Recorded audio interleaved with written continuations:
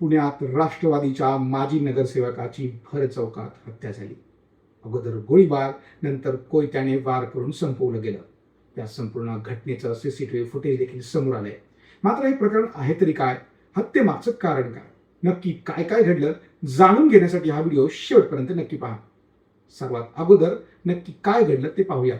राष्ट्रवादी काँग्रेसचा माजी नगरसेवक वनराज आंदेकर याच्या हत्येचं सीसीटीव्ही फुटेज सध्या व्हायरल होतंय. यात तुम्ही पाहू शकता, वनराजला आपल्यावर हल्ला होऊ शकतो याची जाणीव होती. त्यामुळे तो सतत आपल्या टोळीतील मुलांच्या घोळक्यात वावरायचा. मात्र घरगुती कार्यक्रम असल्याने त्याच्याबरोबर मुलं नव्हती. घरातील कार्यक्रम संपल्यानंतर रात्री 8:30च्या सुमारास डोके तालीमजवळील अशोक चौकातील कार्यालयाजवळ येऊन तो थांबला होता. त्याच्याबरोबर एक नातेवाईकही होता. हीच संधी साधली गेली. दरम्यान 12 ते 13 जणांचे टोळकं अचानक धावून आलं. आंदेकरला काही कळायच्या आत अगोदर गोळीबार झाला. नंतर जवळपास 5 गोळ्या फायर करण्यात आल्या. काही जणांनी कोयत्याने सपासप वार केले. दरम्यान आंदेकर जागेवरच कोसळला. अवघ्या काही मिनिटात दुचाकीवरनं आलेले सर्व हल्लेखोर पसार झाले. आंदेकर रक्ताच्या थारोळ्यात पडलेला होता. त्याला त्यानंतर त्वरित रुग्णालयात नेण्यात आलं, परंतु त्याचा मृत्यू झाला होता. आता या हत्येमागची नेमकी कारणं काय काय आहेत याबाबत पाहूया. हा खून कौटुंबिक वादातनं झाल्याचं बोललं जाते.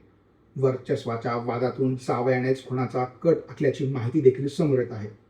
गणेश कोमकर हा आंदेकर यांचा जावई. त्याला नाना पेठेतील एक दुकान देण्यात आलं होतं.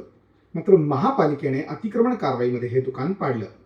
त्यानंतरच या कुटुंबामध्ये खऱ्या अर्थानं वादाला सुरुवात झाली.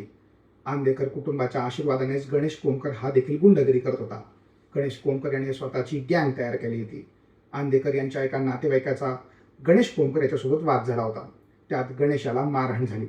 त्याचा रागही गणेशच्या डोक्यात होता.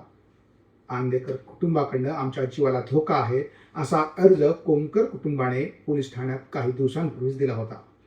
या प्रकरणात आता आणखी एक धक्कादायक माहिती समोर आली. ती म्हणजे वनराजच्या बहिणीने पोलीस ठाण्यातच पोलिसांसमोर त्याला धमकी दिली होती. आम्ही तुला जगू देणार नाही, तुला पोरं बोलून ठोकते अशा शब्दात धमकावलं गेलं. आणि त्यानंतर दुसऱ्याच दिवशी वनराजची हत्या झाली. ही सर्व पार्श्वभूमी वनराजच्या खुणामागे असल्याचं सध्या तरी दिसून येत आहे. ऐन गणेशोत्सवाच्या तोंडावर झालेल्या गोळीबार आणि हत्येच्या घटनेने पुण्यात खळबळ उडाली आहे. पुणे शहरात पुन्हा एकदा गँगवॉर सुरू झालं की काय असा सवाल या निमित्ताने उपस्थित होतोय. ही माहिती तुम्हाला कशी वाटली आम्हाला कमेंट करून नक्की सांगा. डेटसबचे असेच नवनवीन माहितीपूर्ण व्हिडिओ पाहण्यासाठी डेटसबच्या सर्व सोशल मीडिया प्लॅटफॉर्मला फॉलो करायला विसरू नका. धन्यवाद.